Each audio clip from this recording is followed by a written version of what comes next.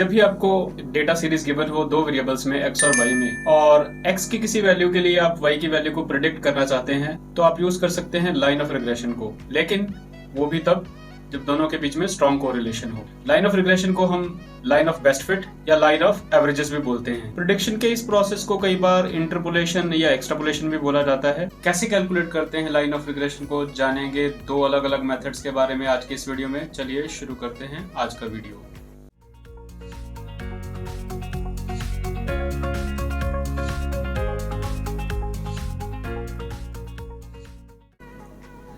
तो आज की इस वीडियो में हम बात करेंगे दो मेथड्स की।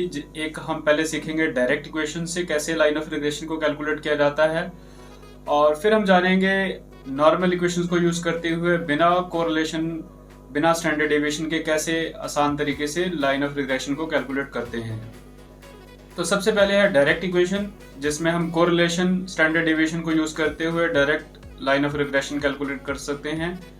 दूसरा मेथड है यूजिंग नॉर्मल इक्वेशंस, जिसमें हमें कोरिलेशन, स्टैंडर्ड डेविएशन, इन सारी टर्म्स की जरूरत नहीं पड़ती है। हम सीधा ही मल्टीप्लाई और एडिशन की हेल्प से लाइन ऑफ रिग्रेशन कैलकुलेट कर सकते हैं।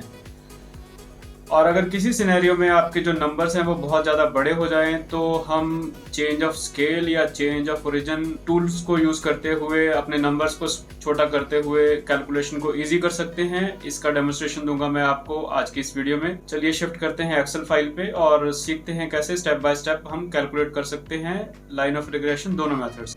तो सबसे पहले हम बात करेंगे डायरेक्ट मेथड की। यहाँ पे मेरे पास टारगेट है, अगर हाइट ऑफ फादर 162 सेंटीमीटर है तो राहुल की हाइट कितनी होगी। इससे पहले कि हम मेथड शुरू करें, मैं आपको बताना चाहूंगा कॉन्सेप्ट डिपेंडेंट वेरिएबल और इंडिपेंडेंट वेरिएबल का। जो भी वैल्यू हमें गिवन हो, जैसे कि इसमें height of father 162 centimetre given है, उसको हम बोलते हैं इंडिपेंडेंट वेरिएबल, और जो वैल्यू हमें प्रेडिक्ट करनी हो उसको हम बोलेंगे डिपेंडेंट वेरिएबल, जैसे कि इसमें हो गया height of person. Dependent variable को हमेशा डिनोट करेंगे y वेरिएबल से और इंडिपेंडेंट वेरिएबल को डिनोट करेंगे x वेरिएबल से। तो आइए मैं आपको बताता हूँ क्या होती है direct equation line of regression calculate करने के लिए, जिसमें जरूरत पड़ती है कोरिलेशन की और स्टैंडर्ड डेविएशंस की। तो line of regression of y on x, और अब इसमें जो सारी टर्म्स इन्वॉल्व हैं, मैं यूजिंग एक्सेल फटाफट फॉर्मूला लगा के वो आपको कैलकुलेट करना सिखा देता हूँ, और हम वापस उनको इसमें सब्स्टिट्यूट, इस डायरेक्ट इक्वेशन में सब्स्टिट्यूट करके y की वैल्यू प्रिडिक्ट करेंगे। तो यहाँ से मैंने इस सारी वैल्यूज को कैलकुलेट कर लिया है। अब हम इनको सब्स्टिट्यूट करते हैं वापस इक्वेशन में, और मेरे पास इक्वेशन, और इसमें अब हम x की वैल्यू 162 रिप्लेस कर देते हैं और देखते हैं क्या आती है y की वैल्यू। तो मेरे पास लास्ट में आप देखेंगे y की वैल्यू आ गई है 160.93 सेंटीमीटर। तो इसका मतलब जब है फादर की हाइट 162 सेंटीमीटर, तो हाइट ऑफ राहुल हो जाएगी 160.93 सेंटीमीटर। अगर आप अवॉइड करना चाहते हैं कोरिलेशन कैलकुलेट करना, स्टैंडर्ड डिवीजन कैलकुलेट करना, तो आप यूज कर सकते हैं सेकंड मेथड का, जो है यूजिंग नॉर्मल इक्वेशंस, जिसमें इन सारी टर्म्स की जरूरत नहीं पड़ती। तो आइए सीखते हैं कैसे नॉर्मल इक्वेशंस को यूज करते हुए लाइन ऑफ रिग्रेशन को कैलकुलेट किया जाता है। तो सबसे पहले line of regression of y on x क्या है। y is equal to a plus B X हमने लिख लिया है। अब नॉर्मल इक्वेशंस क्या होती हैं, इसमें आप देखेंगे कि दो वेरिएबल्स इन्वॉल्व हैं, a और b, और अगर आपको ये दो वेरिएबल्स a और b कैलकुलेट करने हैं तो आपको दो इक्वेशंस की जरूरत है। उन दो इक्वेशंस को हम बोलते हैं नॉर्मल इक्वेशंस। आइए लिख लेता हूं मैं नॉर्मल इक्वेशंस। और इन नॉर्मल इक्वेशंस को कैलकुलेट करने के लिए आपको जरूरत पड़ेगी summation x, summation xy, summation y और समेशन x स्क्वायर की। तो टेबल से ही आपके पास x भी गिवन है, y भी गिवन है, तो आप इन सारी वैल्यू को कैलकुलेट कर सकते हैं। पर आप देखेंगे कि जो मेरा टेबल है इसमें सारी वैल्यूज ही बड़े नंबर्स हैं, 160, 170 इस तरह के नंबर हैं। तो इनका स्क्वायर करेंगे तो ये नंबर्स और भी बड़े हो जाएंगे। जब भी इस तरह की सिचुएशन हो तो आप चेंज ऑफ ओरिजिन कॉन्सेप्ट का यूज कर सकते हैं। चेंज ऑफ ओरिजिन क्या होता है कि हम कोई भी एक कॉमन वैल्यू अपने ऑब्जर्वेशन के बेसिस पे x में से सब्ट्रैक्ट कर सकते हैं, और वो जो रिजल्टिंग नंबर्स हो जाएंगे वो छोटे हो जाएंगे, उनको हम x के बजाय किसी और वेरिएबल से डिनोट कर लेंगे। सिमिलरली आप y भी अगर आपका बड़े नंबर्स हैं तो आप उसको भी अलग से कोई एक कॉमन नंबर चूज करके सब में से सब्ट्रैक्ट कर सकते हैं, सो दैट कि जो रिजल्टिंग नंबर्स हैं वो छोटे हो जाएं, जिनको मल्टीप्लाई और स्केयर करना इजी हो जाए। दोनों x और y में से सब्ट्रैक्ट करने के बाद अगर इस तरह के नंबर हैं 10, 20, 30, तो आप उन नंबर्स को फर्दर 10 के साथ डिवाइड भी कर सकते हैं, जिसको हम बोलते हैं चेंज ऑफ स्केल, कि मेरे लिए जो 10 यूनिट्स है वो किसके इक्वल कर दिया, 1 यूनिट के, तो ताकि नंबर्स और छोटे हो जाएं और उनको मल्टीप्लाई और स्केयर करना और भी इजी हो जाए। तो मेरे वाले केस में आप देखेंगे ये जो सारी वैल्यूज हैं, मुझे लग रहा है x वाली 170 के आसपास है, तो इसमें से मैं 170, और y वाला भी मेरा ऑलमोस्ट 170 के आसपास है, तो इसमें से भी मैं 170 माइनस कर लेता हूं और नए वेरिएबल्स को डिनोट कर लेता हूं u और v से।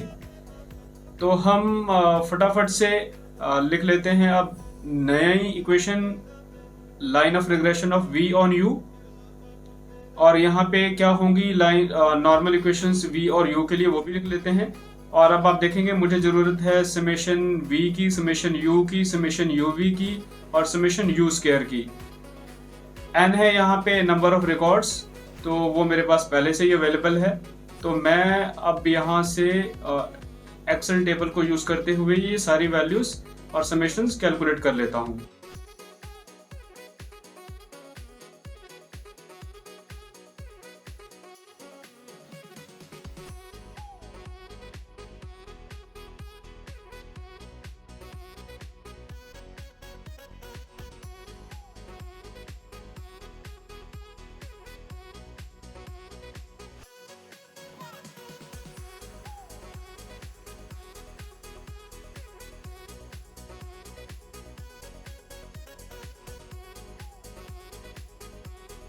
तो ऐसे मैंने a और b दोनों कैलकुलेट कर लिया है। आइए इसको सब्स्टिट्यूट करके वापस line of regression of v on u calculate कर लेते हैं, जो मेरे पास आ गई है। v is equal to -1.2527 plus 0.978 u। तो यहाँ पे मेरे पास line of regression of v on u आ गई है -1.2527 प्लस 0.978 u। अब क्योंकि हमने हमारी जो वेरिएबल्स हैं x और y हैं, तो आइए हम वापस उनको x और y में शिफ्ट कर लेते हैं। सिंप्लीफाई करने के बाद जो मेरे पास इक्वेशन आ गई है इन टर्म्स ऑफ y, वो आ गई है y is equal to 2.4873 plus 0.978x, जो कि ऑलमोस्ट सेम ही इक्वेशन है जो हमने डायरेक्ट मेथड से कैलकुलेट करी थी। थोड़ी बहुत जो डेसिमल्स में डिफरेंस आ रहा है वो जो हमने राउंडिंग करी है नंबर्स की, उसकी वजह से है। इसमें अगर आप वापस x की वैल्यू 162 सेंटीमीटर डाल देंगे तो जो y की प्रिडिक्टेड वैल्यू आ रही है 160.92 सेंटीमीटर आ गई है, जो कि ऑलमोस्ट सेम ही है जो हमने डायरेक्ट मेथड से कैलकुलेट करी थी।